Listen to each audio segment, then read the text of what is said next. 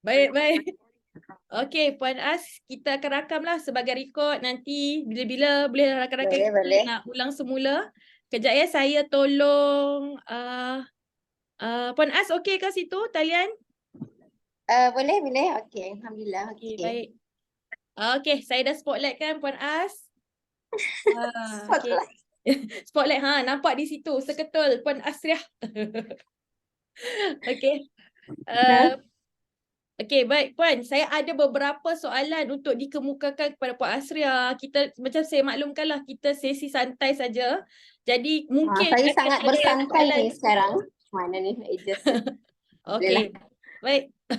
Mungkin ada soalan-soalan cepu mas daripada rakan-rakan kita. Kita ada rakan orang kata senusantara Puan As. Kita ada yang dari Malaysia, kita ada yang dari Indonesia, kita ada dari Singapura ada ke? Saya tak perasan tadi yang Singapura. Dan yang terbaru kita ada daripada Thailand, Patani. Semua penutur bahasa, kita pejuang penutur bahasa Melayu lah. Dan Alhamdulillah lah keluarga Kepentas ni dia satu keluarga orang kata yang sangat besar dan daripada latar belakang yang pelbagai. Jadi kami semua di sini bersatu atas semangat kecintaan kepada dunia pengucapan awam lah. Kak As, hilang ke? Jangan hilang. Saya sudah cemas. Kejap ya. Mungkin ada masalah Dia tertutup. talian. Tak, dia tertutup dia punya video dia. Sekejap. Okey, mungkin balik. Kak As, kecemasan. Saya cemas Saya kali ada, kedua. saya ada. Saya cemas kali kedua. Sorry. Okey, baik. Dan sekarang ni bersama-sama kita Puan As, kita ada 61 peserta pada malam ni.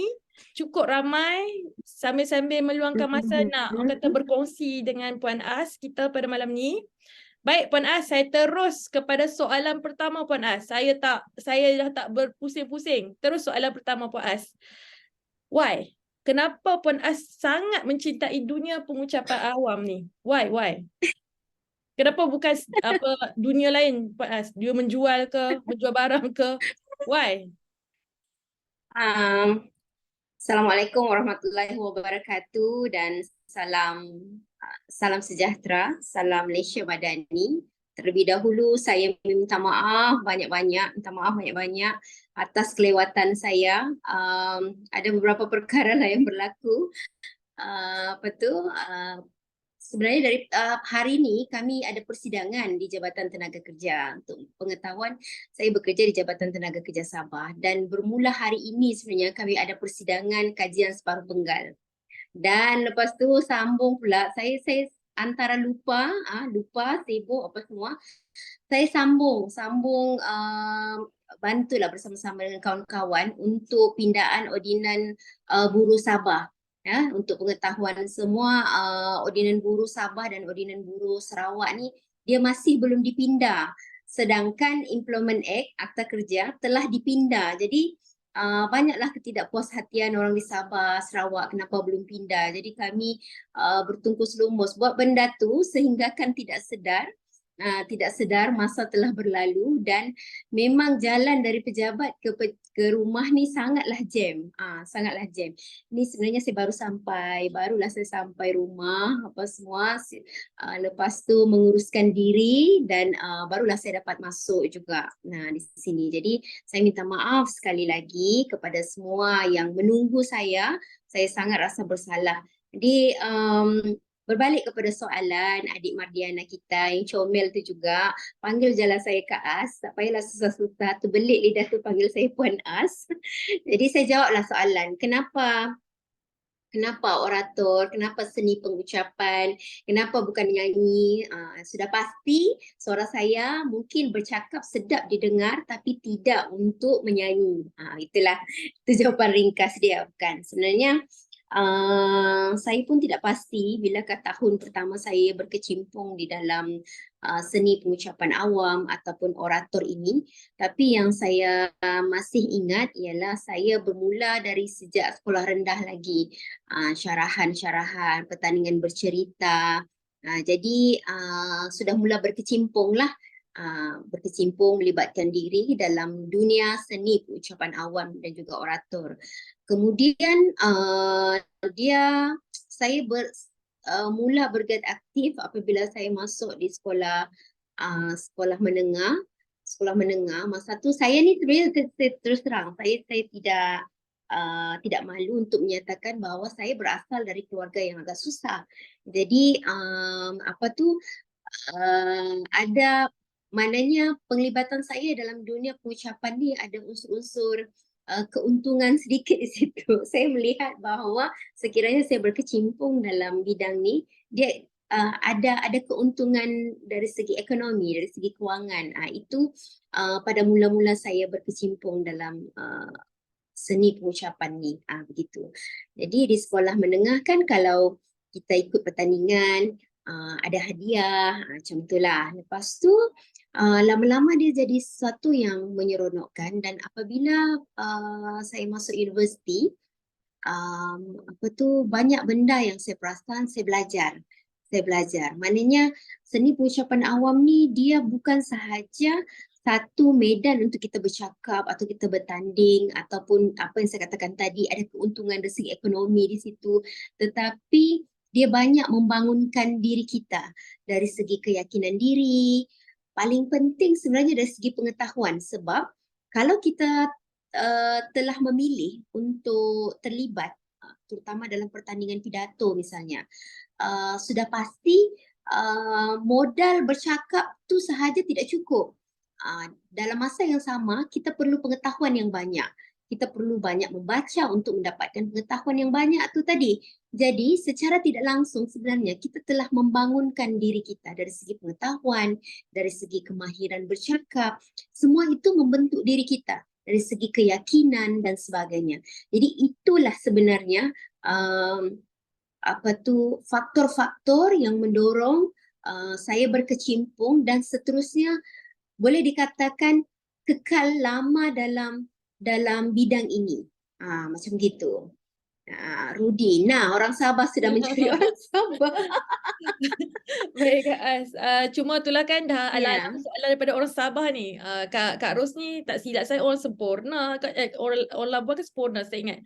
Okey, dia soalan dia itulah. Kak As ni orang mana? Saya ala-ala saya baca terus saya. Kak As, sekolah rendah SMK. Sekolah rendah. Okey, kat sini ada SMK Kinabutan Tawau. Tawau kemudian Saya orang Tawau. Sekolah menengah pertama saya di SMK Kinabutan sampai tingkatan 3. Kemudian SMK Kuhara Tawau juga ya Kak As? Betul. Orang Tawau Orang ni. Tawau, ya, orang Tawau, Cik Saiful. Wow, sekolah saya. Cik Rudi. Sekolah di SMK Kuhara. Wah, orang Tawau hebat-hebat ni. Puan SMK Safia dari Kuhara mana? 1983 hingga 1989. Masya Allah. Okay. Hai Aira. Hai Aunty. Hai. Okay, sit here.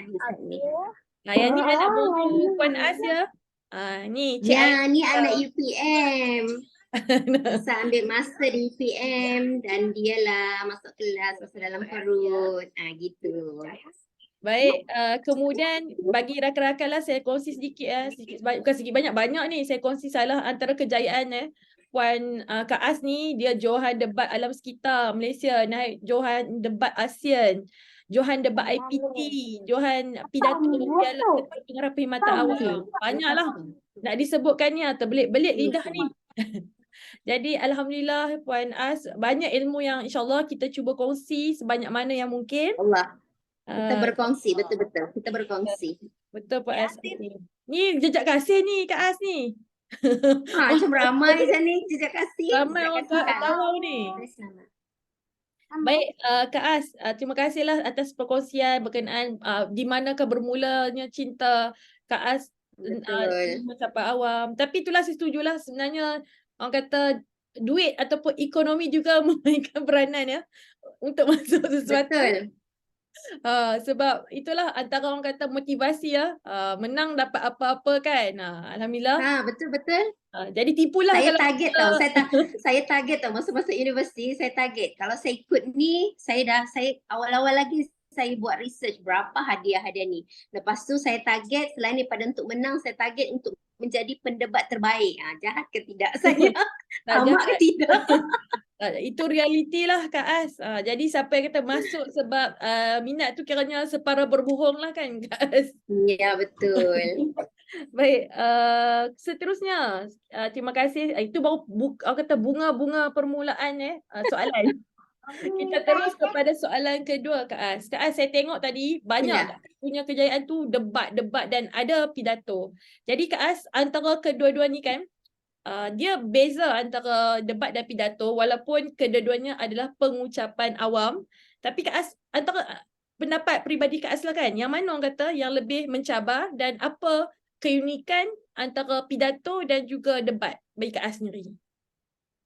Saya sebenarnya macam yang saya katakan tadi, saya bermula dengan pidato di sekolah. Saya tidak terlibat dengan pertandingan bahas ataupun debat. Mungkin masa zaman saya tu bahas ni masih kurang.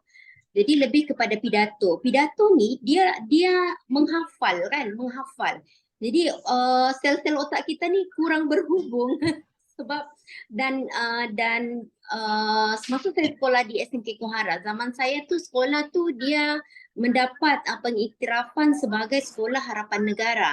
Jadi pengetua masa tu dia memang sangat mementingkan pencapaian sekolah sama ada dari segi akademik ataupun kokurikulum. Jadi pelajar yang mengikuti bergiat aktif dengan kokurikulum pun pengetua pastikan guru-guru support, bantu. Jadi teks ucapan saya tu, teks pidato saya tu dari A hingga Z tu memang disediakan oleh guru. Memang baik-baik perkataan, kata-kata indah, semua peribahasa, semuanya memang sangat cantik dan disediakan sepenuhnya oleh guru pada masa itu. Jadi tugas saya hanyalah menghafal dan berlatih. Itu pidato kan, dan pidato tu saya percaya yalah Mardiana pun masih lagi aktif dalam pertandingan pidato, memang faham sangat kalau pidato ni persediaan dia lain sedikit. Dia banyak menghafal kan, dan kita perlu tekankan betul-betul penggunaan bahasa kita, penyampaian penceritaan kita dalam pidato tu dari segi kronologi. Tapi bila saya masuk universiti, masa tu jurulatih saya ialah sekarang ni Datuk Ramzah Dambul dengan mulut yang sangat laser tu, lebih tajam daripada pedang. Jadi di situ saya belajar banyak perkara yang sampaikan satu tahap mula-mula saya masuk debat tu, Datuk Ramzah ada cakap, Asriah, saya rasa kau ni kan baiklah kau jadi pembaca berita saja. Baca berita ni kan yang kau baca je lah skrin tu. Kau betul-betul tidak boleh berfikir kah? Begitu. Kau tidak boleh kah kalau sebab masa mula-mula saya ikut debat kan, saya tidak boleh tahu orang mencelah. Kalau orang mencelah kan saya berbuat nak nampak. Macam saya rasa saya tidak boleh bercakap bila diganggu. Itu mula-mula mau tukar kebiasaan berpidato tu kepada debat. Tapi debat ni lama-lama, mula-mula saya rasa susah. Tapi lama-lama bila kita belajar, debat ni lah yang mengajar kita lebih lebih rajin. Kita kena banyak buat research, rajin membaca sebab debat ni spontan. Dan lagi satu, debat ni dia mengajar kita untuk bekerjasama.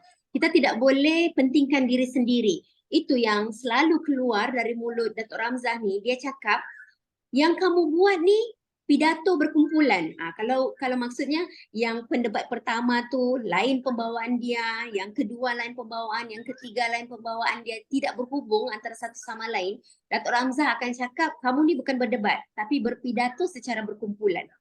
Jadi di situ satu persatu kami cuba belajar dan saya sendiri belajar. Tu yang saya katakan tadi, untung sebenarnya bila mula-mula kita rasa dari segi ekonomi saja kita target memenang ni, mendapat ni apa semua. Tapi bila masuk debat ni, yang sangat menguntungkan ialah kita memang menjadikan diri kita sangat kuat, sangat rajin, sangat yakin dengan diri sendiri. Lepas tu kita juga perlu percaya dengan rakan sepasukan kita. Dari situ banyak memang sangat banyak kelebihan apabila kita berkecimpung dalam seni pengucapan dan ataupun orator ini. Kena selalu praktis ucapan spontan. Betul, kena selalu praktis ucapan spontan. Kalau dulu pidato kan kita, kalau saya lah untuk menghafal tu, Cuci kain pun bercakap, mandi bercakap, masak bercakap sebab kita menghafal. Kalau Mardiana ingatkan dulu, kita kan pioneer kumpulan pertama yang mengikuti pidato akademi pidato. Akademi pidato tu yang saya rasa Mardiana masih ingat kan cerita yang saya mula-mula sampai tu, coach tu cakap skrip Kak Asni macam pamphlet bergerak masa tu. Pamphlet bergerak, saya hafal, saya cuba hafal. Jadi dalam pidato tu kita kan kena ubah kita punya teks pidato. Saya jadi macam blur. Saya punya coach masa tu Cikgu Habibah kan. Cikgu Habibah dia cakap, Kak As, tolonglah Kak As. Kak As ni ada potensi untuk menang. Tapi Kak As ni kan ubahlah pidato Kak As tu. Saya kan jadi semalas berfikir. Masa tu saya ikut pidato tu, masa 2015 tu. Sebab masa tu saya bertugas di Lahadatu. Lahadatu dia macam bandar yang dia tidak sibuk. Majikan dengan pekerja dia baik-baik belaka. Dia tidak, jaranglah yang datang mengadu, yang filekan kes buruh di Jabatan Tenaga Kerja. Jadi kerja saya relax. Saya macam, apalah saya buat di Lahadatu ni. Staff saya pun semua baik-baik, rajin-rajin. Kalau saya suruh buat kerja memang siap. Jadi bila saya ikut pidato tu, macam sekiranya saya ikut akademi pidato tu untuk menghilangkan kebosanan saya pada masa itu. Jadi saya memang saya just mau ikut, saya tidak yang tu saya tidak tamak sudah mau menang ke apa semua, tidak. Sebab saya sudah bekerja kan. Saya cuma rasa saya mau ikut untuk menghilangkan kebosanan saya, dan saya mau tengok macam mana, saya mau lihat macam mana pidato pada masa sekarang. Sebab masa tahun 2015 tu kali terakhir saya berpidato ataupun ikut debat adalah pada tahun 2001. Sebab saya grade first degree pada tahun 2001. Jadi last kali 2001 tu saya ikut debat terakhir saya adalah debat ASEAN. Dan pidato terakhir saya adalah pidato kenegaraan. Anjuran Jabatan Penerangan. Saya menang peringkat negeri Sabah, tapi bila pergi ke peringkat kebangsaan saya kalah. Macam tu. Okey. Baik Kak As, orang kata banyaklah sebab musabab antara keunikan pidato dan juga debat lah. Ya, saya Betul, masih ingat Kak As, lain. Dia memang berbeza. persediaan pun lain, pembawaan pun lain, semangat pun lain. Dan di Kepentas ni Kak As, kami ada macam silibus lah, orang kata bab-bab, dan salah satunya dalam bab macam di Kepentas ni kami ada juga untuk debat. Jadi orang kata menarik lah. Di mana debat ni saya tengok dia lebih bersahaja dan lebih spontan lah. Itulah saya ada 2 hari, 2-3 hari lepas saya ada orang di Kepentas tu saya kenal. Bukanlah dia macam mana, tidaklah juga, tapi saya ada bertanya apa sebenarnya, sebab saya mau tahu juga kan. Sebab ialah Muar pun dah panggil saya kan. Lepas tu saya macam rasa macam wah, bagus juga, ialah benda yang baru kan. Kita macam, sebab pidato ni unik. Kalau kita cakap pasal contohlah syarahan dan pidato pun sebenarnya walaupun dia nampak sama, tapi sebenarnya dia tidak sama. Kan? Ya, betul. Syarahan, saya ingat dulu sebab syarahan, definisi syarahan tu dia memang penyampaian, berhujah, tetapi kaedah dia pun lain sebenarnya kalau kita betul-betul belajar perkara tu. Jadi sama juga dengan ini, bila saya dengar ada maknanya kita tidak digalakkan atau tidak dibenarkan untuk menghafal kan. Dia ada silibus dia. Jadi daripada situ saya lihat dia ada satu yang bagus, yang baru, yang bagus, dan dia memang akan menguji pemidato lah. Itu yang saya katakan tadi. Kalau kita mencintai sesuatu tu, kita tidak akan rasa apa-apa pun perkara yang baru tu sesuatu yang menyusahkan kah, ataupun menghilangkan kecintaan kita terhadap perkara yang kita sukai. Macam contoh pidato. Kan kita akan rasa lebih seronok benda baru. Ada benda baru yang kita akan belajar. Kaedah dia baru, pendekatan dia baru, dan dia adalah satu ilmu dan pengetahuan yang baru juga untuk kita nanti. Begitu. Betul. Kak As, ala-ala lah kan Saya berminang Kak As lah kalau nak bersama-sama dengan keluarga Kementas. Menarik ni di Kementas Kak As. Sebab kami ni bukan ajar pidato je Kak As. Pidato pun dia ajar cara kaedah berucap, jualan, topik dia pelbagai. Nanti saya PM tepi ya Kak As, saya lobby Kak As masuk Kementas. Dia start jarum. Orang Penang kan suka menjarum. Nanti saya PM tepi ya Kak As. Kalau Kak As sudi bersama dengan Kepentas kami lagi lah berbesar hati. Orang kata kecil tapak tangan niru kami tadahkan. Kami tadahkan, betul. Okay. Terima kasih Kak As untuk soalan kedua lah. Jadi ada soalan daripada Tuan Saiful. Bagaimana untuk untuk menyelaras perdebatan ataupun bahan persiapan dari segi debat lah Kak As, kalau boleh kongsi.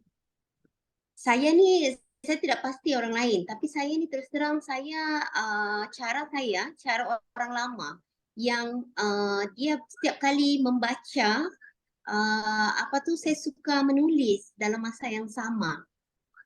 Jadi sebab lagi satu, kalau debat terutamanya, kita kena mahir selain daripada kita ada pengetahuan tentang sesuatu perkara. Maknanya kita banyak tahu tentang sebab pengetahuan, pembacaan kita tu yang membantu kita untuk menjadi koleksi fakta kes kita, kan? Sebab fakta kes ni memang sangat penting untuk menyokong hujah kita dalam mengemukakan usul. Baik, tapi dalam masa yang sama sebenarnya kita bukan sahaja perlukan pengetahuan dan tabung fakta kes ni, tapi kita perlu ada kemahiran untuk memanipulasi setiap fakta kes ni. Sebab tu bila kita pandai, kita ada kemahiran ni kan, kita boleh jadikan satu fakta kes tu untuk menyokong 2-3 hujah ataupun analisis yang berbeza. Ni kemahiran yang perlu kita ada, dan kemahiran ni kita perlu pelajari. Kita perlu pelajari macam mana untuk mendapatkan kemahiran ni. Kita memang kena selalu, kalau kami dulu istilah dia sparring. Memang sparring dari malam sampai ke subuh. Kita akan contoh kan kalau debat. Saya bagi tajuk yang paling mudah. Tajuk dia, tinggal di bandar lebih baik daripada tinggal di kampung. Selaku pembangkang, fikiran kita ni, otak kita ni dia mesti mencapah, dia mesti bercabang-cabang. Kita tidak boleh fikir satu tajuk sahaja untuk menolak usul. Kita tidak boleh berfikir semata-mata tinggal di kampung lebih baik daripada tinggal di bandar. Kita tidak boleh just switch dia macam begitu saja. Kita boleh fikir bahawa saya lebih baik saya bawa tinggal di bandar dan di kampung sama-sama baik. Jadi itu sudah cukup untuk menolak usul kerajaan. Dan fakta kes kita tu tadi, kita kena tahu macam mana untuk memanipulasikan dia agar kita berjaya meyakinkan Dewan bahawa usul kita ni perlu diterima dan usul kerajaan tu perlu ditolak. Nampak dia punya, ya, sebab kalau cara kita cara kita belajar tu dengan cara kita berfikir tu, dia mempengaruhi antara satu sama lain. Kita jangan sempitkan fikiran kita. Sebab tu saya cakap tadi, bila kita terlibat dengan debat, dengan seni pengucapan, otak kita ni, sel-sel otak kita ni berhubung, sentiasa berfikir. Macam saya cakap tadi lah, usulnya tinggal di bandar lebih baik daripada di kampung. Kalau kita tidak mencapahkan pemikiran kita, kita akan fikir satu tajuk je lah untuk menolak usul. Kita akan cakap tinggal di kampung lebih baik daripada tinggal di bandar. Tapi kalau kita pandai berfikir, kita banyakkan dia, sampaikan kita fikir, kita keluarkan satu usul untuk menolak. Yang lebih baik lagi ialah yang pihak kerajaan langsung tidak terfikir pun kita akan bawa usul tu. Contohnya, yang paling mudah lah, ini level sekolah rendah lah. Tinggal di bandar dan di kampung sama-sama baik. Macam gitu. Ya, saya fikir tinggal di bulan tu pun sebenarnya tinggal di bulan lebih baik daripada tinggal di pekan sebenarnya. Dah kalau fikirannya luar luar kotak, tersangat luar kotak, tinggal di planet Marikh lebih baik tinggal daripada mungkinlah kan. Okey, Kak Az, Itulah kita sebagai ada contoh supaya orang mudah faham. Maksudnya dalam debat ni dia boleh jadi apa saja kan. betul. Kak Az, kita ada Hmm, soalan cepu mas ni. Kak Az, boleh. berpidato dan berdebat, mana satu lebih menjanakan duit ketika di Menara Gading? Kak Az gelak Saya uh, itulah mungkin rezeki dan rezeki saya bersama kawan-kawan yang lain. Zaman kami tu, masa tu UMS memang langsung tidak dipandang. Saya masuk UMS tahun 1998. Lepas tu masa tu kebetulan Datuk Ramzah, jurulatih debat kami pada masa tu, dia baru jadi tutor di UMS dari UM.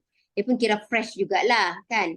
Dia pun semangat dia mencanak-canak untuk mengajar pelajar UMS ni. Dia buat grup, dia buat iklan masa tu, seingat saya. Dia iklankan di fakulti-fakulti siapa yang berminat untuk menyertai pasukan debat UMS. Saya ada terfikir jugalah untuk ikut. Lepas tu saya tengok, boleh juga ni. Lepas tu dia buat, masa tu dia fellow Kolej Kediaman. Dia buatlah di rumah fellow tu.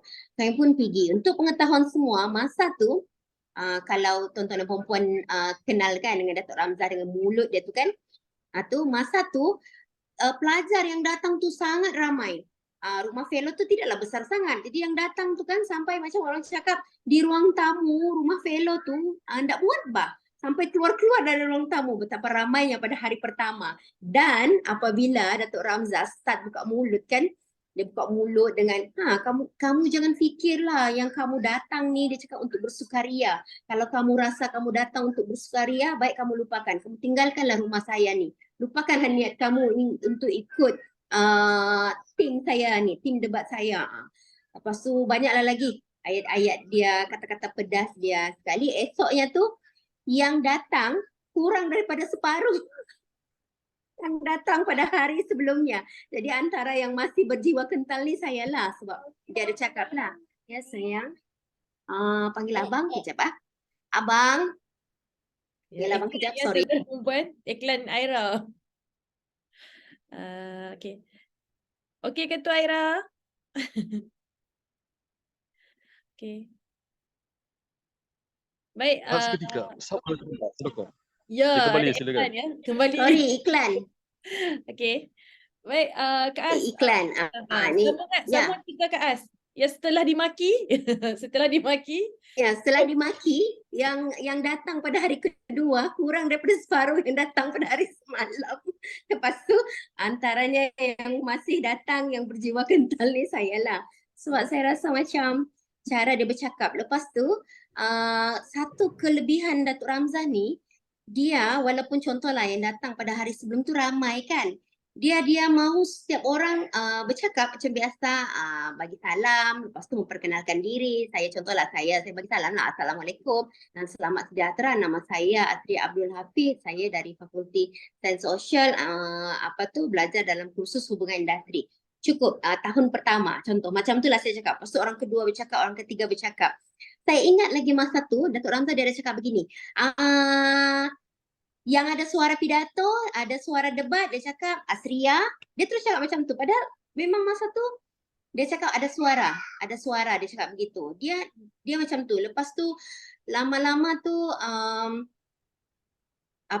bila, dan dia memang sangat memotivasikan, dan Datuk Ramzah ni dia sangat tidak berkira. Dia tidak berkira kalau kami buat latihan ke apa semua, makan apa semua, memang semua dia tanggung, macam jiwa dia tu pada debat tu, pada pidato tu kan. Jadi bila dia train kami, mula-mula tu kami dia start dengan menghantar kami ke pertandingan debat IPT Sabah. Pertandingan debat IPT Sabah ni UMS, UiTM dan semua maktab-maktab perguruan di Sabah. Maktab Ken, Maktab Tuaran, semua. Jadi di situlah bermulanya kehidupan kami sebagai artis debat. Kami menang dan ada hadiah. Saya rasa macam masa tu, wah seronoknya kan. Yalah kita menang, dan hadiah debat tu pada masa itu dia tidaklah banyak macam hadiah debat sekarang. Tetapi pada masa itu, masa tu MC kami Prof Abu Hassan Othman. Prof Abu Hassan Othman ni dia sangat menjaga pelajar-pelajar yang berkecimpung dalam kurikulum sebab dia mau bangunkan, dia mau menyerlahkan lagi UMS. Jadi bila kami dah menang-menang tu dia hantar orang tahu dari HEP bagi kami penghargaan. Lepas tu dan dia minta juga Datuk Ramzah ni groom pendebat-pendebat ni untuk menjadi pengacara-pengacara majlis universiti dan dibayar allowance pengacara majlis. Masa zaman tu saya ingat lagi ya Prof Abu Hassan Othman ni dia kalau ada majlis, kalau raptai biasanya dia akan turun, dia akan dengar MC bercakap. Kalau MC tu dia tidak puas hati, on the spot dia suruh MC tukar. Masa zaman kami. Jadi yang selalu jadi mangsa menggantikan MC yang dia tidak puas hati tu saya, kawan saya masa tu Abdullah Ali, sekarang jadi cikgu di Selangor. Jadi lepas tu pula dan kami memang sangat dijaga oleh UMS. Di pada tahun kedua, tahun pertama tu memang kami menang IPT Sabah, debat IPT Sabah macam-macam lah. Kami menang tu tapi masih peringkat negeri Sabah. Dan tahun kedua tu yang kami terlibat dengan debat alam sekitar. Debat alam sekitar ni saya tertariklah dengan dia punya hadiah tu kan berapa ribu, lepas tu pendebat terbaik dia berapa dan memang masa tu kira sangat mewah lah. Dan yang paling penting Prof bila kami menang suku akhir masuk semifinal, Prof Abu Hassan NC dia cakap begini, kalau UMS marah kepusingan akhir, marah kepusingan akhir maknanya menang semifinal, saya akan bawa semua pendebat ni ke Langkawi dan mendapat satu semester pelepasan yuran. Satu semester pelepasan yuran. Saya punya semangat masa tu dan oleh sebab tawaran itu, ialah dia tamak kan. Oleh sebab tawaran-tawaran itu, saya menang semua pusingan debat sebagai pendebat terbaik masa debat alam sekitar tahun 1999. Lawan UM, saya menang pendebat terbaik. Saya lawan jadi sebab menang dapat pendebat terbaik tu pun macam ada token daripada NC masa tu. DBP pula dia bagi masa tu setiap kali menang setiap kali pusingan tu menang pendebat terbaik dia ada hadiah dia lain pula. Jadi yang tu pun saya dah start rasa tamak kan, semua. Lepas tu kami masuk ke pusingan akhir. Masuk ke pusingan akhir tu, lepas tu Datuk NC cakap kalau menang dia bawa ke Jepun. Dia bawa ke Jepun. Jadi pasukan kami menang dan bawa ke Jepun dan masa tu saya tidak pasti, saya ada masalah saya tidak dapat pergi Jepun, saya balik ke Tawau. Masa tu sebab masa saya masuk UMS tu, mak saya ni dia bersalin anak kembar, adik bongsu saya macam kami 4 orang ni dia sudah besar-besar ni tiba-tiba mak saya mengandung, lepas tu dia bersalin anak kembar saya. Dan masa saya tahun kedua tu macam kalau tidak silap saya mak saya kan adik kembar saya yang sakit, saya balik. Jadi saya balik saya tidak pergi Jepun. Tetapi NC cakap sebab akhirnya tak pergi Jepun, jadi saya dapat setahun pengecualian yuran dan saya dapat dan universiti bagi saya laptop. Laptop masa tu memang sangat mahal tahun 1999. Itulah. Itu yang mula-mula debat tu. Jadi kalau pergi mana-mana debat saya Tapi Kak Az, bukan je laptop 1999. Handset pun satu benda yang mewah lah pada waktu tu. Apatah lagi laptop kan. Lepas tu hadiah menang debat IPT saya beli. Saya ingat lagi masa tu saya beli kamera. Saya lah orang pertama yang ada kamera saya rasa masa tu. Lepas tu menang debat alam sekitar tu saya beli handphone. Handphone masa tu macam besar dia macam botol air. Tengoklah anak saya ni, ya Allah, perangai siapa. Alah, cantiknya. Dia cakap, Assalamualaikum. Ini pelapis Kak Az ni. Hai Era. Assalamualaikum. Okey, Kak Az, kita ada banyak soalan. Hai. Ada yang bertanya secara bersemuka dengan Kak Az. Tapi soalan yang agak Pandai, penting ya betul. Kak As. Kak As, boleh tak share tips dengan kami semua Kak As? Macam mana? Saya kenal Kak As ni sebagai seorang pemidato yang sangat firm, yang sangat orang kata yakin dalam berucap. Jadi Kak As boleh tak share apakah kaedah Kak As? Tips lah bahasa mudah dia tu nak bagi nampak macam yakin macam Kak As. Silakan Kak As. Tips okey, boleh pergi ambil dalam bilik. Lepas tu dia tips dia ni macam saya balik kepada pokok pangkal dia tu ialah kita kena rajin membaca tau. Memang kita kena rajin membaca. Lepas tu satu lagi ialah kita kena tahu apa kelemahan diri kita supaya kita boleh atasi kelemahan tu. Macam kalau saya kalau berpidato atau berdebat, saya punya kelemahan ialah saya tidak boleh terus berdebat atau terus berpidato. Saya perlu satu kata-kata yang apa tu, macam mana mau cakap ya, supaya dia jadi macam macam mana. Contohlah, saya kalau dulu masa zaman saya berdebat, selalunya memang 99% setiap kali pertandingan saya adalah penggulung. Saya adalah penggulung.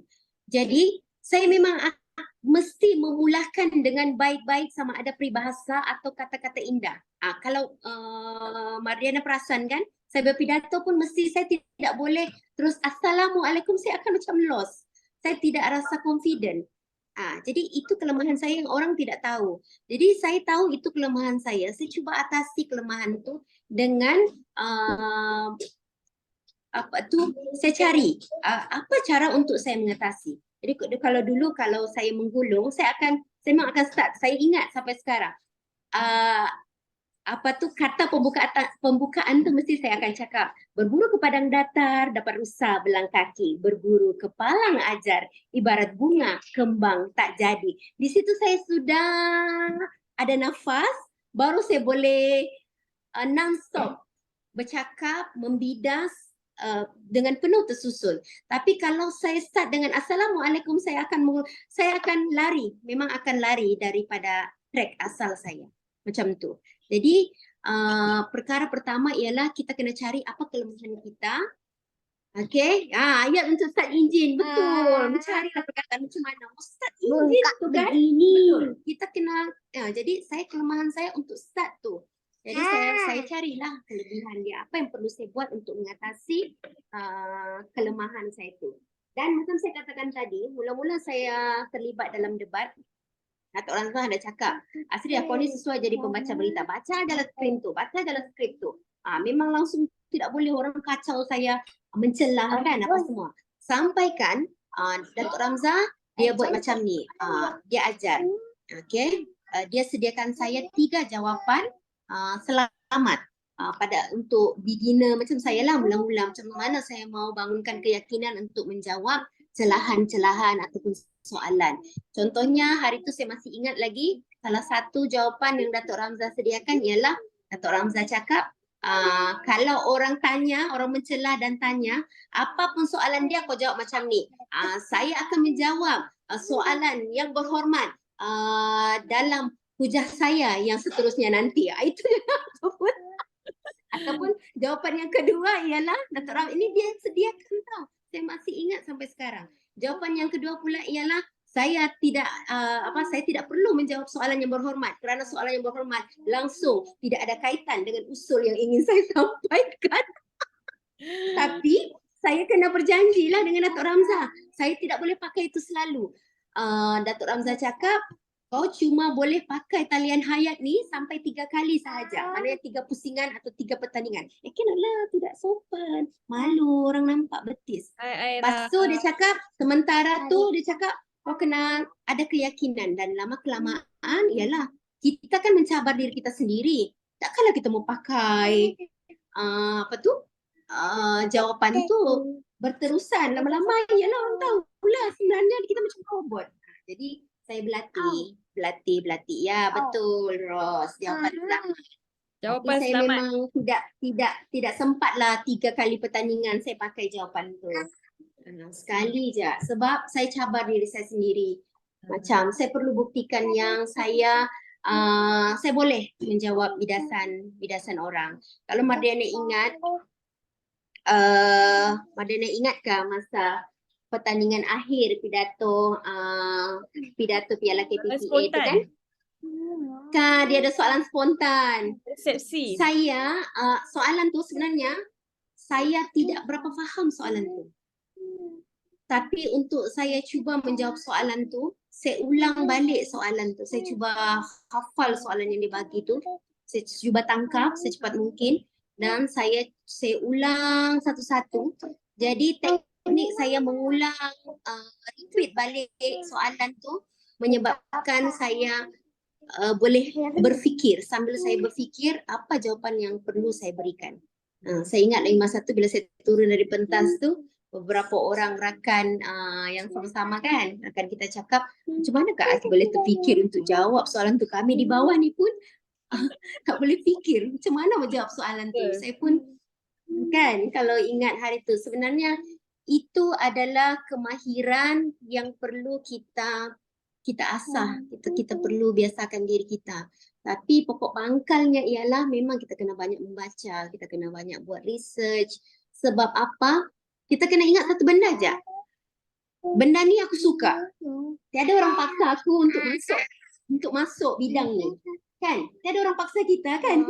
Betul. Jadi alang-alang kita sudah terlibat dengan perkara yang kita suka, kita kena buat sehabis baiklah.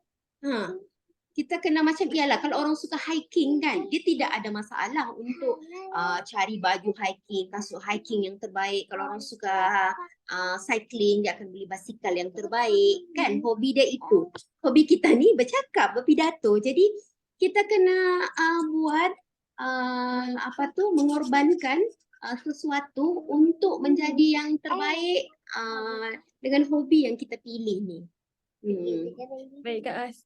Banyak tips yang Kak Ais kongsi ni yang saya rasa sangat menjentik hati saya adalah bila kita suka, kita sanggup korbankan apa jua untuk hobi kita. Ulang semula soalan. Tidak, Datuk Ramzah dia memang Rudi ya, kalau saya kenal sangat Datuk Ramzah.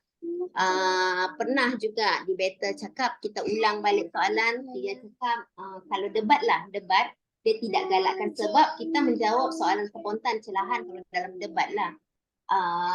Dia ada masa dia kan, dan masa dia sangat terhad. Jadi sangat tidak digalakkan untuk mengulang semula soalan. Sama ada kita jawab atau kita tidak. Sama ada kita jawab ya atau kita menidakkan. Saya kongsilah masa kami memasuki pertandingan debat ASEAN. Masa tu UM dan UMS, dua universiti mewakili Malaysia lah pertandingan debat ASEAN tu. Indonesia pun dua pasukan. Jadi masa tu saya sangat kagum dengan pendebat daripada Indonesia lah. Saya tanya pendebat Indonesia tu, saya tanya sebab kita kan selalu ke dalam pasukan debat kita ada 4 orang, 1 reserve simpanan. Dan masa tu pendebat Indonesia tu, kumpulan Indonesia, dia pasukan Indonesia dia datang tanpa simpanan sebab untuk jimat kos. Jadi dia tidak ada pendebat simpanan. Itu satu. Lepas tu saya tanya debater Indonesia tu, saya tanya macam mana pemilihan peserta debat yang mewakili universiti. Dan dimaklumkan bahawa iklan dikeluarkan di universiti dan di iklan tersebut dinyatakan hanya pelajar yang GPA dia 3.2 ke 3.5 yang boleh memohon untuk menjadi wakil pasukan debat universiti. Okey, itu satu lagi. Yang kemudian yang kedua, dia nyatakan bahawa dia ada saringan. Akademik dia 3.2 atau 3.5. Lepas tu dia ada saringan, dia berdebat, dia bersaing bersama mereka dan akhirnya 3 terbaik ni dipilih. Dan sebab itulah hasilnya apabila mereka datang ke Malaysia, bila kami bertemu di di pentas akhir, pendebat Indonesia ni dia tidak ada skrip langsung. Kita ni walaupun berdebat, berdebat ni dia bukannya macam pidato, kita ada skrip untuk perlu dihafal, tapi masih lagi kita perlukan kertas kan, kita menulis apa semua. Tidak, dia pendebat Indonesia ni memang langsung, tidak ada bawa kertas. Dia ingat, dia macam buku bergerak lah. Semua dasar-dasar kerajaan, negara-negara ASEAN apa semua di hujung jari. Dan satu lagi saya suka juga kaedah mereka, biasakan yang siapa yang peminat sinetron apa semua. Contoh saya bagi, kita ni orang Malaysia lembut, tapi lembut-lembut kita ni orang Indonesia ni dia lagi lembut. Dia contohlah, dia cakap begini, masa tu kami kerajaan Indonesia pembangkang, dia cakap macam ni, apa yang dikatakan oleh kerajaan itu benar. Bayangkan dia cakap apa yang dikatakan oleh kerajaan itu benar. Tapi apa yang ingin kami sampaikan ini adalah lebih benar daripada apa yang mereka katakan. Dia macam faham, tapi kita, budaya kita suka tahu memaksa pendengar untuk menerima apa yang kita ingin sampaikan. Tapi untuk pendebat, pemidato Indonesia, mereka tidak pernah memaksa, tapi kita secara halus, secara tidak sedar akan menerima apa yang mereka sampaikan. Benar, apa yang dikatakan oleh pihak kerajaan itu benar, tetapi dia begitu. Jadi kita rasa macam Dia lebih mempucuk lah Kak Az. Dia tidak memaksa. teknik. Dia Bila mereka bercakap kan, satu kalau macam tengok ya, saya bukanlah orang cakap saya sangat astagfirullahaladzim, saya bukannya orang yang warak ke apa semua kan, tapi kita sukalah juga dengan ceramah-ceramah kan. Faham? Kita boleh nampak kalau saya terus terang, ini diri saya tidak tahu orang lain. Saya kalau orang berdakwah, menjerit-jerit, lepas tu dia mendosakan orang ini, mendosakan orang itu, saya rasa macam takut. Fahamkah? Dia menyampaikan dakwah tu kan. Tapi kalau yang lembut tu, kita rasa macam, ya Allah, banyaknya dosa aku, ya Allah. Walaupun dia tidak mendosakan kita, dia tidak cakap kita ni berdosa. Tidak pernah dia cakap kita ni berdosa. Tetapi kalau yang kamu berdosa, kamu tidak sepatutnya itu, kamu akan masuk neraka, saya tidak boleh. Saya macam faham Kak Az. Maksudnya sama lah dalam pidato. Sama dalam pidato. Itu yang dan antara pidato macam, sebab tu itu yang saya cakap tadi, syarahan, pidato, ceramah, dia ada seni orator, tapi masing-masing gaya penyampaian dia berbeza. Debat pun kita tidak boleh berdebat macam kita berpidato, cara kita menyampaikan kan. Dan pidato ni pun cara menyampaikan, cara mengeluarkan suara pun ada cara dia. Macam kalau saya bercakap contoh, saya Mariana, saya masih ingat tahu saya punya kata-kata start pidato tu. okey. Yang mana Kak Az? Hebat sangat Kak Az. Banyak sangat ucapan yang hebat. Ya, hebat. Mana satu Kak Az ni? Ucapan Kak Az semua hebat-hebat. Yang mana satu Kak Az? Saya ingat, tapi maksudnya macam mana cakap saya ingat. Jadi kan apa tu namanya, apa yang kita ada ketikanya tu kita sampaikan tu macam kita baca berita sikit kan. Ada tu yang kita kena macam Intonasi ke tegas. Intonasi. Intonasi, ritma, semua tu memang kita perlu jaga. Lepas tu kita kena sebab kalau kita buat teks pun kan, saya buat teks ni, saya buat teks, saya tidak berapa bagus dalam buat teks pidato. Tapi tapi saya akan cuba buat sendiri sebab saya tahu berapa patah perkataan untuk ritma ucapan saya.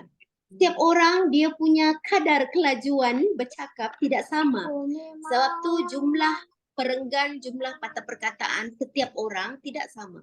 Satulah teks ucapan tu mesti, teks ucapan tu kita mesti buat timing kita, sebab koma, titik bertindih apa semua, kita semua berbeza-beza tau antara satu sama lain. Sebab teks ucapan Kak As saya tak boleh bawa, tapi teks ucapan saya pun Kak As tak boleh nak sampai juga sebab Betul, cara kita betul. draft tu lain-lain kan Kak As. Betul. Kita punya Kita boleh minta bantuan orang, tapi akhirnya nanti paling banyak pun dia akan jadi 30% ya kita akan ambil yang orang tolong buatkan. 70% sekurang-kurangnya 70% tu memang kita punya. Memang kita punya. Suatu saya cakap, kita kena tahu selain daripada kita tahu apa kelebihan kita, kita tidak perlu tahu banyak apa kelebihan kita, tapi kita perlu tahu banyak apa kekurangan kita. Sebab contoh kan, ada orang lidah dia pendek sikit. Jadi bila lidah dia pendek sikit, ada beberapa perkataan dia susah sebut. Jadi kalau orang lain yang buatkan teks ucapan teks pidato dia, orang tu tidak masalah sebut perkataan-perkataan tu, tapi orang ni tadi dia ada masalah. Ada orang pula dia dia berkarat sikit, kan? Yalah, kita semua ni istimewa, masing-masing kita ada keistimewaan kita. Jadi kita kena tahulah keistimewaan kita tu apa. Jadi kalau contoh kita tu, kita kena pilih lah, sebab perkataan dalam bahasa Malaysia ni pelbagai satu maksud, dia boleh jadi 5-6 perkataan yang berbeza-beza. Jadi kita kena tahu perkataan mana yang sedap mulut kita sebut. Orang tahu aja yang kata berkarat. Anak saya ada satu orang dia berkarat. tahu saya air. Tadi Tok Rudi kata ni nak jadi hebat kena jadi orang tawau. Jadi agak mustahil lah untuk saya yang di Kedah ni Tok Rudi. Tuan saya pun kata kena cari apa tu Cik Rudi, apa tu orang tahu cakap, jangan temberang dengan orang tawau. Orang tahu aja yang tahu, orang tahu mana temberang. Okey, Kak Az, kita ada Tuan Azmin ni, dia minta izin nak tanya secara bersemuka. Tuan Azmin, ada di talian ke? Tuan Azmin? Tadi ada. Ya. Ya, silakan Tuan Azmin. Ya, terima kasih Puan Malvina. Saya ingin bertanya kepada Kak A, daripada pembicaraan Kak A tadi, saya dapati Kak A bermula pada pidato, tapi tidak kurang berkemahiran dalam debat. Kita nak tahu rahsia yang mendalam di sini, daripada tak boleh debat tapi boleh berpidato. Kemahiran yang telah Kak A pelajari daripada langkah demi langkah, detik demi detik. Kemahiran tak boleh debat hinggalah sekarang menjadi johan dan pakar dalam debat. Jadi kita mahu Kak A buka rahsia pada malam ini supaya kita semua hebat macam Kak A, dan supaya Kak A dapat lebih luas lagi ini. Dipersilakan Kak A. Kak Az, kasih pecah rahsia orang tawau. Kasih pecah rahsia orang tawau. Kasih pecah rahsia orang tawau. Dia itulah, saya ulang-ulang lah kan, yang sama juga balik kepada tu tadi. Maknanya kita kena tahu, kita kaji balik apa kekurangan saya ni, apa yang perlu saya baiki, kan? Setiap orang pasal dia tu tidak sama. Kelebihan kita masing-masing ya tidak sama, kekurangan kita pun tidak sama. Jadi kita yang kena menguasai diri kita sendiri. Bila kita tahu lebih banyak tentang apa kelemahan kita, satu persatu kita cuba atasi kelemahan tu, insya-Allah kita akan jadi yang lebih baik daripada sebelumnya. Dalam apa bidang sekalipun, sama ada dalam pengucapan awam, dalam orator, dalam perniagaan, dalam pekerjaan kita. Sebenarnya kita tidak perlu bersaing dengan orang lain. Kita perlu bersaing dengan diri kita sendiri. Kita perlu bersaing dengan kelemahan-kelemahan diri kita. Barulah kita ni ada keyakinan. Sebab kalau macam contohlah pidato, debat. Kita tak boleh cakap, bestnya kan. Ada kan kadang-kadang kita boleh minat dengan seseorang pendebat atau pemidato. Tapi kita jangan sesekali cakap saya mahu berdebat atau berpidato macam dia. Memang tidak akan jadi. Kita jadi diri kita sendiri. Kita jadi diri kita sendiri. Bersaing dengan diri sendiri. Kita atasi kelemahan-kelemahan yang kita ada. Satu persatu kelemahan kita tu kita baiki. Contohlah dulu saya mula-mula sebab iyalah saya mulakan seni orator ni dengan berpidato. Macam saya katakan tadi, teks pidato saya memang guru saya, cikgu sekolah saya masa tu adalah antara dia macam masa tu dia pemeriksa sekolah SMP Kuara, masa tu memang sekolah harapan negara. Cikgu dia semua antara cikgu-cikgu yang terbaik. Jadi teks ucapan yang cikgu saya buat tu memanglah teks yang tidak bolehlah dipertikaikan lagi. Jadi kerja saya ni hanya perlu menghafal teks pidato yang telah disediakan. Peringkat daerah, peringkat bahagian saya menang sampailah peringkat negeri. Saya mula-mula pidato tu pidato Piala Diraja. Itulah kali pertama, saya ingat lagi tahun 1995, kali pertama saya orang Tawau pijak Kota Kinabalu. Masa tu macam kalau boleh semua signboard di Kota Kinabalu ni semua ambil gambar untuk menunjukkan betapalah saya ni sampai di Kota Kinabalu. Lepas tu saya kalah di peringkat negeri Sabah tu pertama tahun 95. Lepas tu tahun depannya tu 96 saya masuk lagi pertandingan tu dan masa tu saya menang peringkat negeri Sabah dan kali pertama lah saya terbang ke Kuala Lumpur, pijak Kuala Lumpur. Masa tu kalau boleh semualah signboard di jalan tu pun saya mau gambar menunjukkan saya ni sudah sampai ke Kuala Lumpur. Gitu. Tahun 96. Saya masa saya naik flight mau pergi KL tu kan, Mardiana, saya naik flight masa tu dia belum ada lagi direct flight dari Tawau ke Kuala Lumpur. Dia dari Tawau ke KK. Dari Tawau ke KK saya mau naik flight tu, saya ingat lagi macam saya mau pergi haji, bah. Satu kampung bah hantar saya pergi airport. Saya naik flight ni pergi KL, pergi KL. Hebat kan.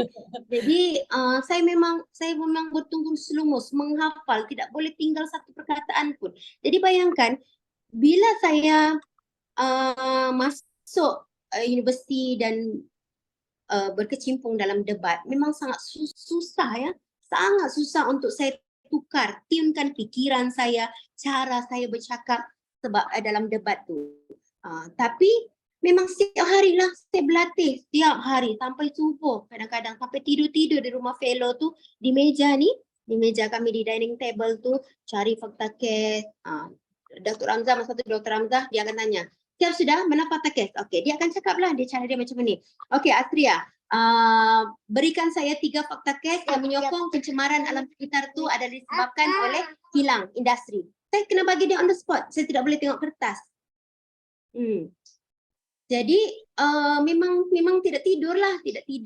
Lepas tu satu-satu macam saya cakap tadi, saya memang sangat lemah untuk menjawab segala bidasan sehingga saya dibagi jawapan-jawapan selamat dan saya berfikir sampai bila lah saya mau pakai jawapan yang Dr. Ramzah sediakan.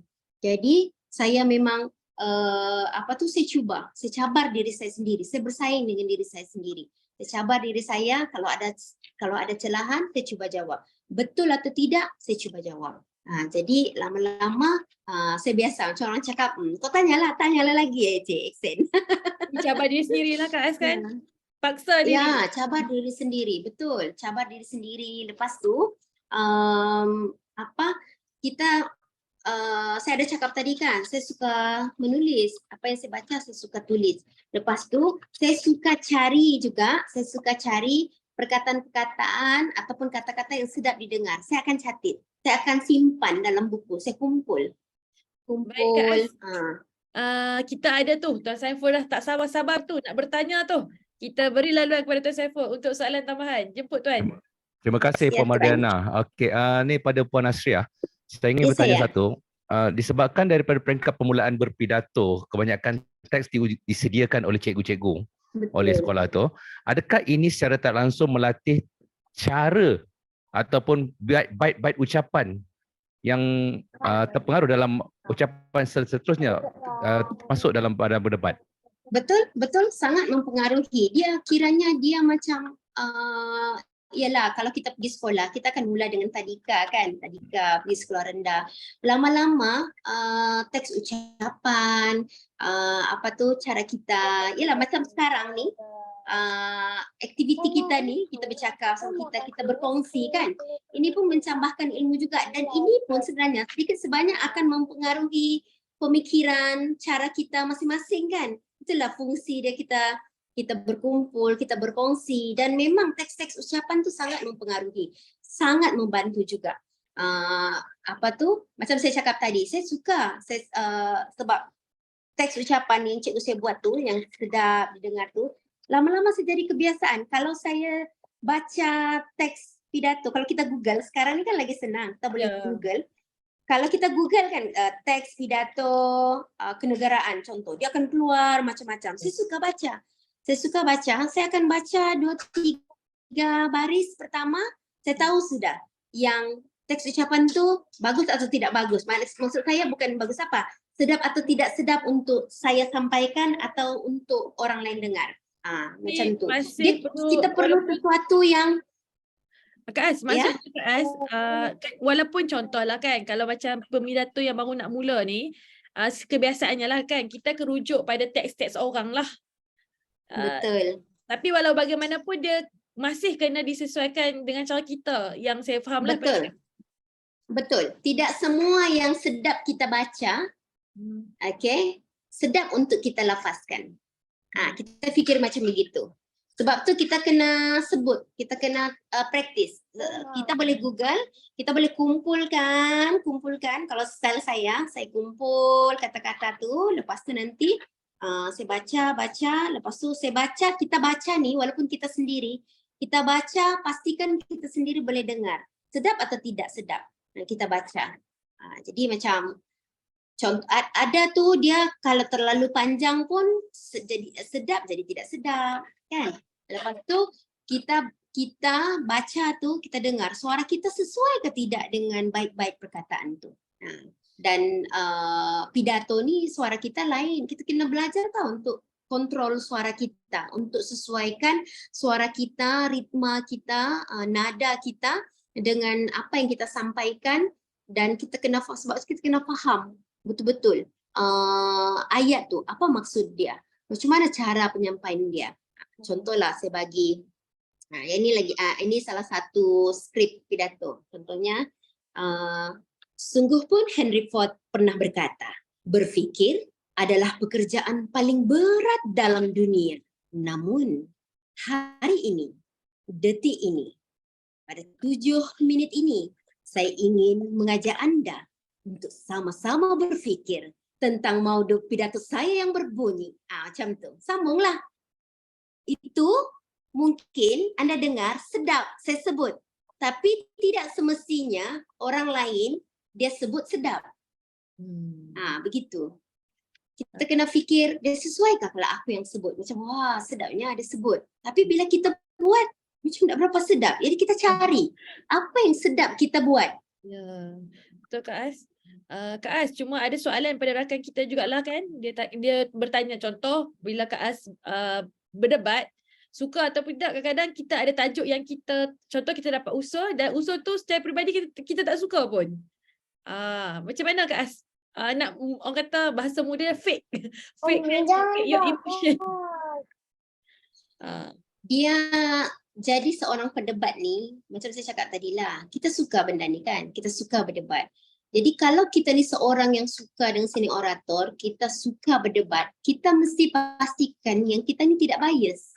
Kita pendebat, kita kena pastikan yang aku adalah seorang pendebat yang versatile, yang tidak bias.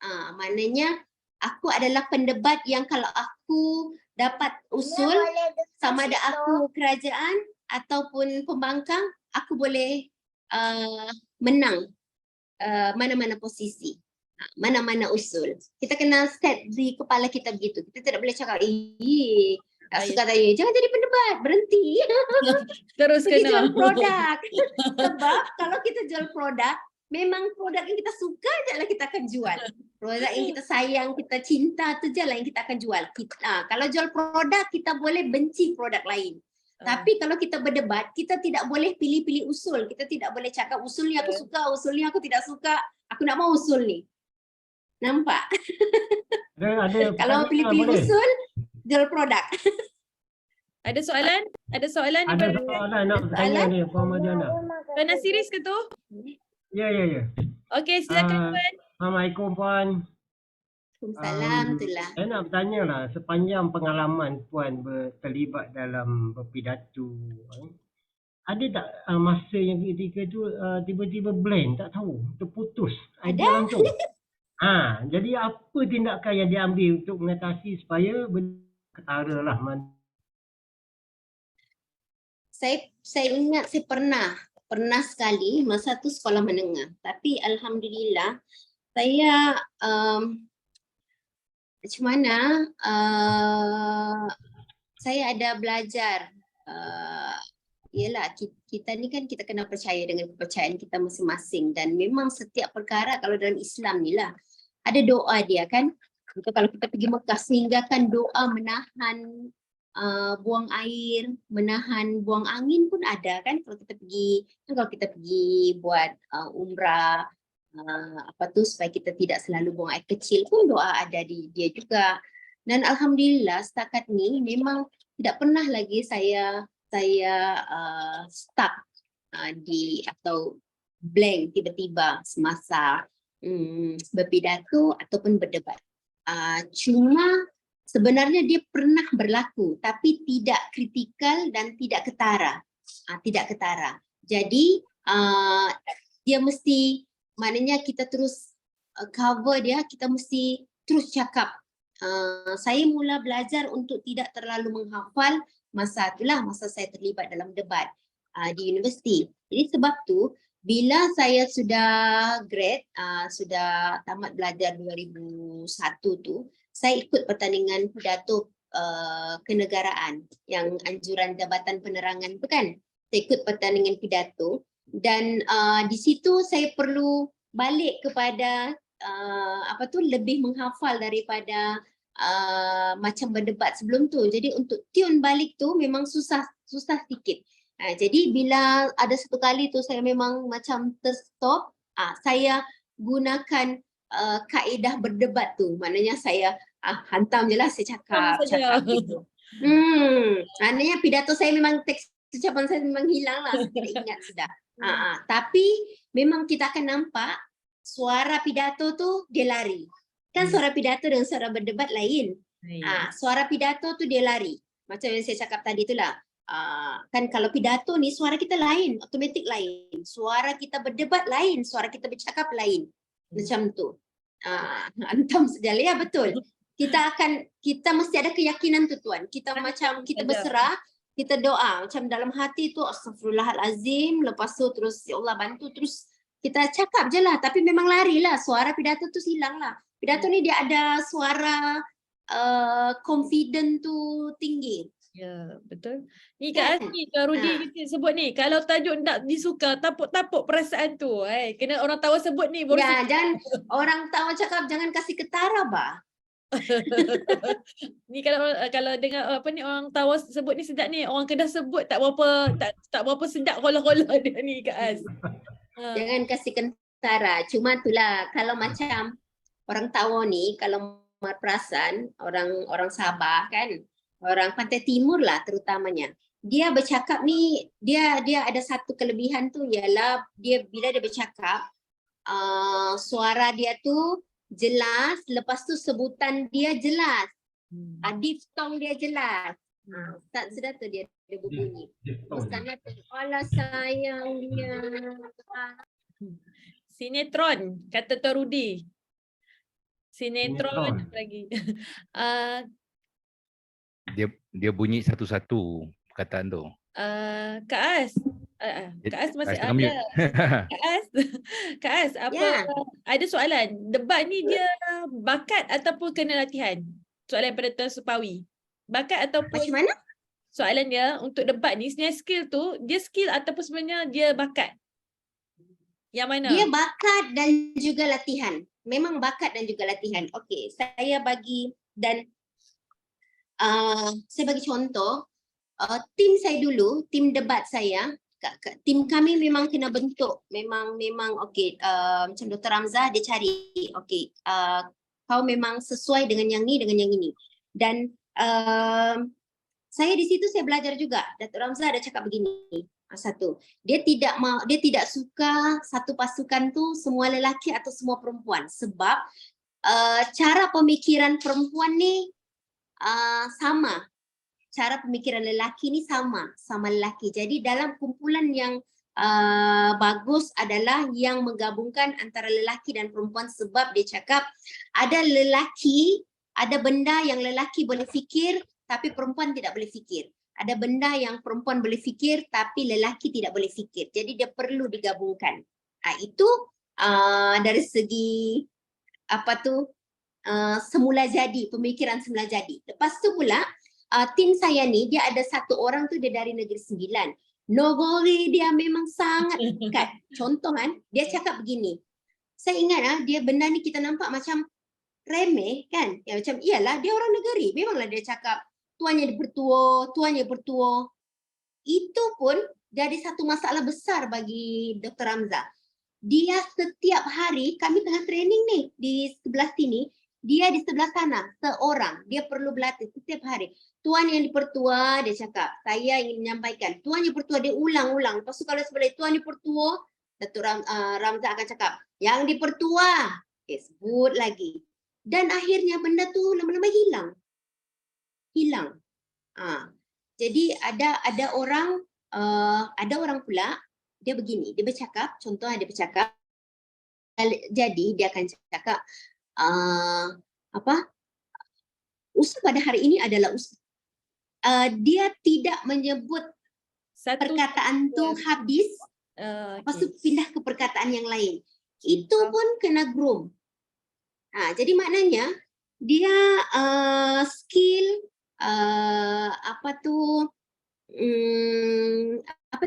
bakat. Ya. Semua ni kita boleh, bakat memang satu kelebihan jika kita ada.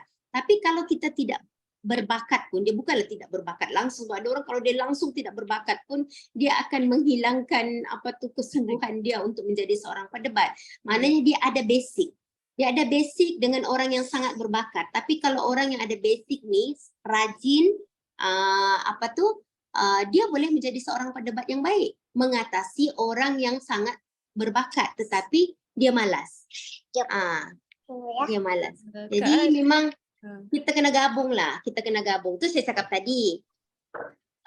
Once kita pilih untuk terlibat dalam debat ni, kita kena kita kena cakap dengan diri kita, ini aku pilih, aku suka yang ini. Jadi aku kena buat benda-benda yang ini. Kalau aku nak boleh buat, dia bukannya, maksudnya dia bukan hobi kita. Dia sebenarnya kita cuma ikut-ikut lah. Kan sebab tu ada orang kan dia cakap, contohlah saya pun selalu juga orang cakap begini, kenapa lah aku suka sangat berdebat ni kan, kenapa lah aku suka ikut pidato tu. Benda tu macam kadang kita cakap, okey tahun ni last, aku nak ikut sudah lepas ni. Tipu. Kan? Penipuan. Sebab dia sudah jadi macam jiwa kita kan. Kita minat benda tu. Dan setiap tahun walaupun berpuluh-puluh kali kita ikut, sebab kita minat, berpuluh-puluh beratus-ratus kali kita akan cuba untuk belajar, memperbaiki diri kita. Kan? Sebab benda tu kita minat, kita tidak pernah berhenti. Macam, yalah hobi kita tu. Kan kacau orang pun kan. Kalau silap-silap boleh dapat duit lagi. Duit Kak Az. Duit lagi Kak Az. Kak Az, sebabkan saya tengok pun masa pun kata tak berapa berbaki banyak. Ya, saya lah ni salah. Lambat masuk kan.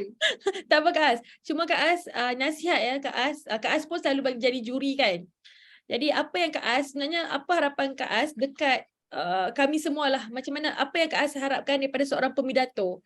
Maksudnya terutama waktu Kak Az menjadi juri, apa yang Kak Az nak tengok daripada seorang pemidato ni sebenarnya?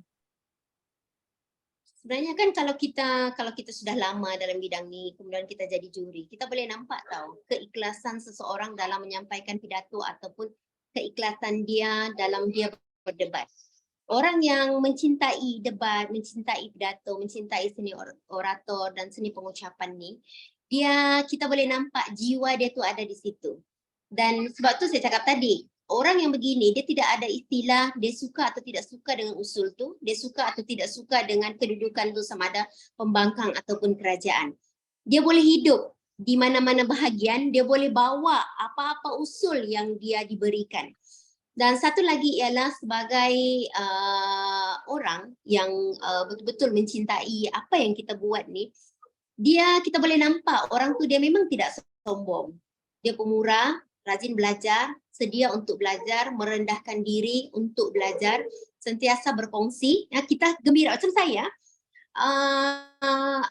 Saya sangat gembira. Saya sangat gembira bila ada orang. Cuma ialah masa kadang-kadang tidak mengizinkan. Kan kita sibuk, saya pun kerja, urus anak-anak, urus semua banyak benda yang saya urus. Saya cuba sedaya upaya untuk membantu dan saya sangat gembira kalau sekiranya apa yang idea yang saya bagi tu dia pakai. Nah, dan saya sangat suka orang yang bila dia mau belajar tu dia sangat humble, kan? Sebab bila kita merendahkan diri kita dalam mempelajari apa-apa ilmu sekalipun, kita akan cepat observe. Kita akan memang sangat cepat untuk belajar. Pidato ni macam mana? Saya kan, saya sebenarnya sedih juga. Anak saya 5 orang kan. Tapi dari anak pertama, kedua, ketiga, keempat ni dah nampak lagi. Ni yang kelima ni adalah ciri-ciri dia. Dia selalu pidatokan saya pun. Saya nampak dah Kak As. Kan, tapi dah nampak bakat Kak As. Ya ni, dia boleh tu call abah dia. Abah di mana? Abah dia cakap lah, kopi-kopi. Kopi-kopi? Kopi di mana? Bukan, abah dia cakap kedai makan. Kedai makan buat apa? Kopi-kopi. Kopi-kopi? Kopi apa? Soalan yang tidak berkesudahan si Aira. Ya, tapi memang itulah kita memang ternampak dan kalau contoh, kalau pidato yang sangat diambil kira ialah aura kita berpidato. Pemilihan perkataan kita, diction kita, dikti kita menyebut perkataan dari perkataan apa semua. Sebab tu saya cakap, kita kena tahu kelajuan kita bercakap tu setakat mana. Kalau kita baca, sebab tu bila kita baca teks pidato yang disediakan oleh orang, mungkin kita ni bercakap berhujah lambat. Diction kita lambat satu-satu. Kita nak boleh baca sampai 7 muka surat. Tapi macam kalau saya laju bercakap tapi saya boleh, diction saya jelas. Saya boleh menyampaikan pidato 7 minit 5 muka surat penuh. Saya tahu sudah, saya memang 5 muka surat penuh. Kalau 5 muka surat setengah pun saya akan terlajak masa. Saya sudah tahu diri saya memang begitu. Ada orang, kawan saya, dia boleh 7 minit tu pidato, dia boleh sampaikan 7 muka surat. Dia bercakap memang laju, tapi dia ada masalah diction dia kurang jelas. Kalau dia cuba lambatkan, minit pertama, kedua aja dia boleh itu. Tapi dia akan kembali kepada diri dia yang asal. Sebab tu saya cakap jangan paksa diri. Kita kena tahu, betul-betul tahu diri kita. Kita kena kenal betul-betul dengan diri kita. Saya tahu sudah, teks pidato saya 5 muka surat. 5 muka surat suku, 5 muka surat setengah, saya akan tet masa lebih. Memang saya punya tempo begitu. Ada orang, jadi kita kena kaji diri kita. Jangan terburu-buru, jangan lambat-lambat untuk menyesuaikan dengan masa, tidak. Jadi diri sendiri, apa yang saya suka, apa perkataan yang sedap saya sebut, ya. Lumrah, ada orang sebut lumrah tidak sedap, ada orang sebut lumrah sedap. Jadi kalau kita rasa saya sebut perkataan ini tidak sedap, cari perkataan sinonim yang sama, yang sedap kita sendiri sebut. Macam tu. Kak As, Ya. soalan terakhir sebenarnya kalau ikut skrip saya, soalan terakhir dan kita nak bagi laluan jugalah kalau ada 1 atau 2 soalan daripada rakan-rakan juga. Kak As, untuk Kak As sendiri apa yang Kak As nampak diri Kak As dalam moving forward Kak As, di mana Kak As letakkan diri Kak As dalam dunia pengucapan awam ni? Ke depan lah maksud saya tu. Where are you? Future planning ke? Future planning ke apa Kak As yang boleh dikongsi dengan kepentas? Sebab kebetulan saya memang bekerja di Jabatan Tenaga Kerja Sabah dan sekarang saya lead bahagian pendidikan perburuhan. Saya ada KPI saya kena buat labor education, saya kena buat ceramah perburuhan, saya kena apa semua. Jadi dia ada kaitan juga dengan hobi saya berucap dan apa semua. Tapi sebenarnya perkara yang paling penting ialah kita ni kena pastikan kita ni memberi manfaat kepada orang lain. Apapun yang kita buat memang memberi manfaat kepada orang lain. Kalau kita berpidato tu, kita kena fikir bahawa apa yang aku sampaikan ni bukan sekadar menyampaikan dan untuk menang. Itu saya yang dulu. Mula-mula tu kan, yalah kita kan susah apa semua kita nampak benda tu. Tapi sekurang-kurangnya kita ada target. Saya mau menang. Jadi kalau macam sekarang, apa yang saya pikir adalah setiap perkara yang saya buat, sama ada berpidato, berceramah, apa semua, saya kalau boleh saya mau ia memang memberi manfaat kepada orang, tidak tidak merugikan sesiapa, tapi memang memberi manfaat, sekurang-kurangnya memberi pengetahuan kepada orang, ya. Itu yang paling penting sebenarnya. Sama juga lah kalau kita berpidato kan, selain daripada untuk menang, dia adalah sesuatu yang kita sampaikan tu menyampaikan ilmu, menyampaikan orang dapat sesuatu daripada apa yang kita sampaikan, selain daripada kita berpidato. Macam itulah.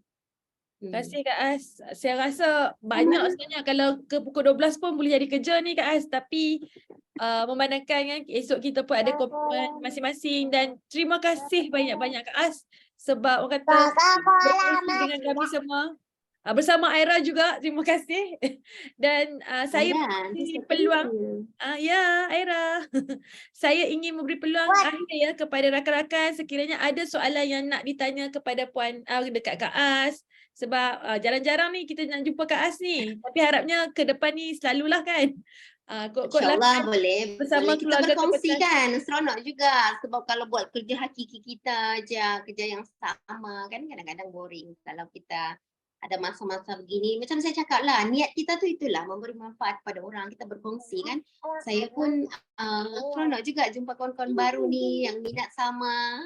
Ya, Tuan Saiful ada nak cakap sesuatu tu Tuan Saiful?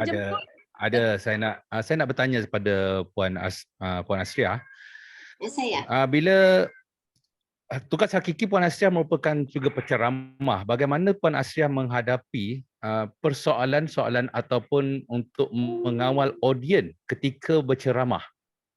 Kadang-kadang kita tahu ada audien yang tidur lah, ada audien yang menentang. Bagaimana Puan Asriah menghadapi keadaan? Ya, betul, itu betul. Ada yang dia tiada hati. Kita boleh tahu tak ada orang yang dia mungkin dia ikut tu sebab kena suruh kah, majikan dia kah, kan? Bos dia ada tu pula, dia ada jadi bertentang apa semua kan. Saya ni jenis begini tau. Saya ni macam ni, muka saya ni.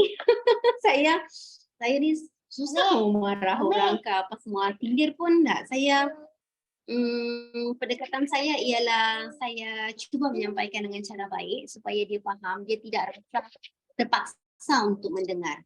Oh ya, kalau tuan-tuan dan puan-puan mau tengok saya bersiaran secara live sebab dia pun ada recording, bolehlah follow Facebook, boleh sayang, Jabatan Tenaga Kerja Sabah. Sana selalulah saya sampaikan. Saya sebab webinar, Facebook Live pun saya buat juga. Sampaikan. Boleh sayang, dia ambil dia sebab ya. Lepas tu, kita ni kena pandai macam tadilah kan. Tips dia untuk menang kalau kita ikut pertandingan pidato. Kalau kita ikut pertandingan, memang tujuan kita untuk menang. Jadi siapa yang perlu kita tackle semasa pertandingan? Sudah tentu hakim, bukan audience. Kita tengok hakim tu kan. Kita cuba senyum, bagi penghormatan kepada mereka, apa semua. Jadi cara kita. Dan kalau untuk audience pula sudah tentu kita bagi ceramah, kita mau ceramah kita tu memang betul-betul sampai mereka faham apa yang kita sampaikan, kita kena tackle audience.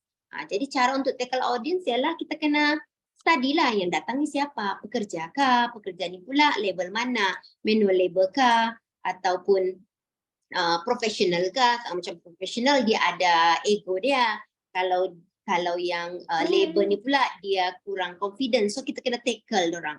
Kalau pekerja peringkat labor, manual labor kah, laborers ni, kita kena macam merendahkan diri kita supaya kita boleh in dengan dorang.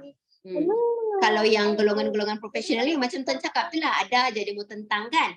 Itu kita kena tunjukkan yang kita ni berwibawa. Apa dia tanya tu kita kena kita kena yakin jawab supaya dia rasa dia boleh hormat kita. Dia tidak merendahkan kita. Macam tu. Kita kena kenal siapa audiens kita tuan. Okey, soalan tambahan saya.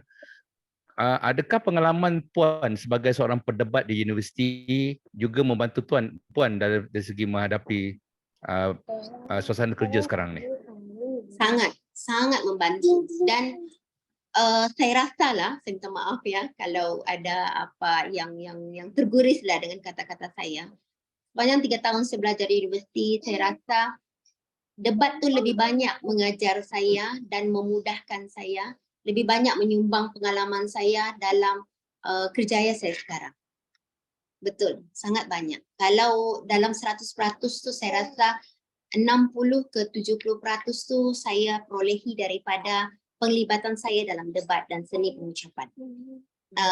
Kalau yang selebihnya tu ilmu yang kita pelajari daripada pensyarah, alhamdulillah. Memang itu penting juga. Tetapi keyakinan, cara kita berhadapan, cara kita mengatasi apa-apa saja dalam yang saya lakukan sekarang ni, lebih banyak saya pelajari daripada penglibatan saya dalam debat dan juga pidato. Memang banyak daripada situ. Sebab tu tidak rugi tuan-tuan dan puan-puan berkecimpung di dalam di dalam bidang ini. Memang sangat. Tapi balik kepada niat kita lah kan. Niat kita ialah kita mahu menjadi seorang yang lebih baik daripada sebelum ni, dan kita mahu supaya kita menjadi seorang yang memberi manfaat kepada orang lain. Apa yang kita buat ni kita pastikan memberi manfaat kepada orang lain. Baik Kak As, terima kasih banyak-banyak atas tips, atas inspirasi kepada keluarga kepentas. Saya rasa banyak, walaupun cerita Kak As ni sebab dia banyak ke pidato, tapi debat, dia pun sebahagian daripada ilmu pengucapan awam. Dan saya yakin sebenarnya pidato atau debat ni, dia satu seni berucap ni, dia bukan berucap saja, dia skill buat kajian, skill macam mana kita buat perancangan. Jadi secara tak langsung dia orang kata memberi kesan kepada orang kata dalam kehidupan seharian jugalah, terutama dalam alam pekerjaan lah yang Kak As bagi tahu kan. Sangat membantu. Baik, Tuan Nasiri tu kita belajar hormat orang. Betul. Saya macam nampak Tuan Nasiri macam nak bertanya sesuatu. Ada di talian ke? Tuan Nasiri, ada soalan ke? Mulut tu macam bergerak-gerak nak bertanya. Saya ni banyak segan nak bertanya lah. Dah ilmu. Saya nak ucapkan tahniah lah kepada Puan atas perkongsian yang menarik itu. Cuma itulah ada kelainan yang ada dalam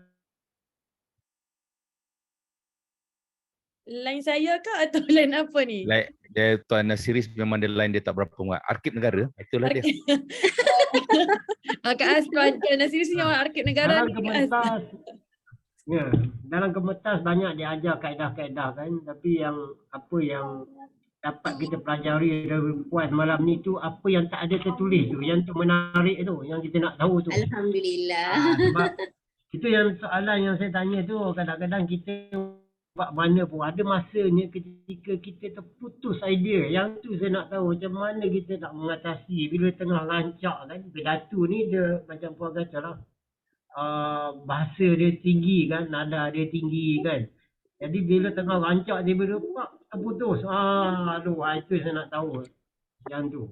Kadang kita memberi ucapan biasa, kita kadang boleh kita pusing, twist ikut lain. Tapi kalau pidato ni dia ada kronologi teks tu, kronologi fakta yang nak dituruti. Sebab tu Tuan, sebab tu kalau saya pidato, saya memang penghafal tegar masa saya di sekolah menengah. Tapi bila saya sudah berkecimpung dalam debat, saya percaya yang sebenarnya walaupun berpidato, kita tidak perlu menghafal 100% teks pidato kita. Cukup sekadar kita tahu, kita faham betul-betul apa rangka pidato kita tu. 50% kita sudah tahu apa jalan cerita kronologi pidato kita tu. Kalau sekiranya berlaku apa-apa, kita masih boleh bertahan, kita boleh masih berfikir, kita boleh sambung. Tapi kalau kita menghafal 100% dari satu perkataan ke satu perkataan, kita lupa satu perkataan, dia boleh jadi 1000 perkataan seterusnya tu memang semua kita akan lupa. Jadi teknik dia ialah jangan hafal 100% teks pidato kita, tetapi faham betul-betul kronologi pidato kita tu. Okay, first paragraph, kalau saya ni, saya memang old school Tuan. Kalau saya pidato, saya cakap tadi saya 5 muka surat kan. 5 muka surat tu saya akan bahagikan setiap satu muka surat tu 2 perenggan. Lepas tu kertas tu saya akan potong. Kertas A4 tu saya akan potong. Jadi style saya ialah saya akan potong, jadi 5 muka surat saya akan ada 10 keping kertas. Saya akan stapler, saya akan letak 1, 2, 3, 4, 5 sampai 10. Jadi saya akan fikir bukan setiap perkataan di dalam setiap muka surat tu. Tapi saya akan fikir dalam perenggan tu perkataan apa. Perkataan keyword dia apa. Yang kedua keyword dia apa, ketiga keyword dia apa, keempat keyword dia apa, kelima macam tu. Itu salah satu teknik lagi kalau kita rasa kita ada masalah tiba-tiba kita hilang ingatan. Dia ada penyakit sikit hilang ingatan tiba-tiba kan. Macam tu. Itu salah satu teknik juga boleh pakai. Ya, betul. Terima kasih. Hilang ingatan turun saja pentas tu. Apa? Hilang ingatan turun saja pentas tu. Sekian, terima kasih. Ya. Salam. Tapi orang arcade ni dia simpan banyak maklumat, insya-Allah tak hilang kot. Betul. Okey, soalan terakhir daripada Sifu di Kepentas, Tuan Rudi. Selain debat dan pidato, apakah pertandingan lain yang disertai? Contoh puisi, syair. Soalan untuk As. Saya pernah ikut pertandingan pengkesahan kenegaraan. Saya pergi ke peringkat kebangsaan. Satu Johor tuan rumah. Seronok sebenarnya ikut pengkesahan juga. Dia seni orator juga, tapi dia ada cara dia lain. Saya pernah ikut.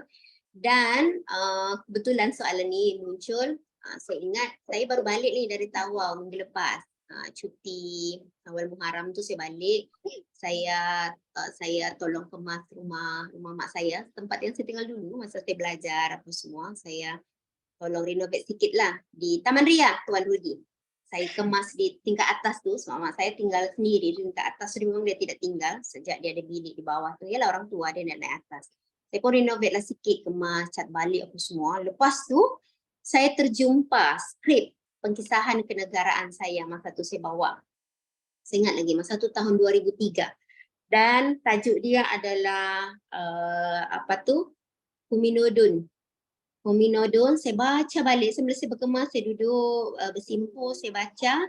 Lepas tu saya macam ada idea. Saya rasa saya kalau Jabatan Penerangan buka pertandingan pengkisahan kenegaraan, saya rasa saya mau cuba balik bawa skrip tu.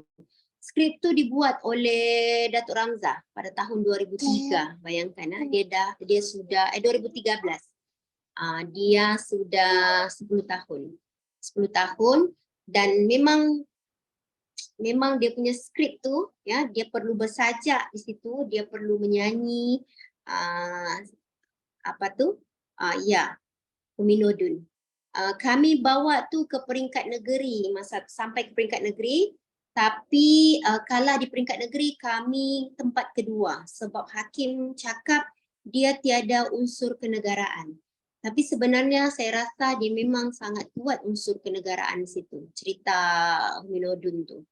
Nah, insya-Allah kalau memang Jabatan Penerangan buka, saya rasa saya mau cari tim. Dia 3 orang. Alah, orang Sabah lah Kak As kalau macam tu. Tak boleh join negeri. Tak boleh join negeri orang Sabah. Dengan orang Sabah ni. Ya. Orang Tawau. Mungkin orang Tawau. Orang Tawau. Hominodun. Soalan Tuan Saiful ni, Hominodun. Apa tu? Hominodun. Dialah sebenarnya, Hominodun tu lah sebenarnya ni unduk ngadau pertama. Cerita Hominodun lah macam mana ada wujudnya unduk ngadau. Dialah ni semangat jelapang padi. Dia ada penceritaan dia tu. Dia memang sejarah, betul-betul sejarah. Okey. Baik, ada dewa juga orang betul. Tuan Rudi pandai lah, banyak dia tahu. Tuan Maria, Tuan Rudi memang arkib. Apa tu? Tuan Jumain. Tuan Rudi memang arkib negara. Betul lah. Saya orang tahu bang.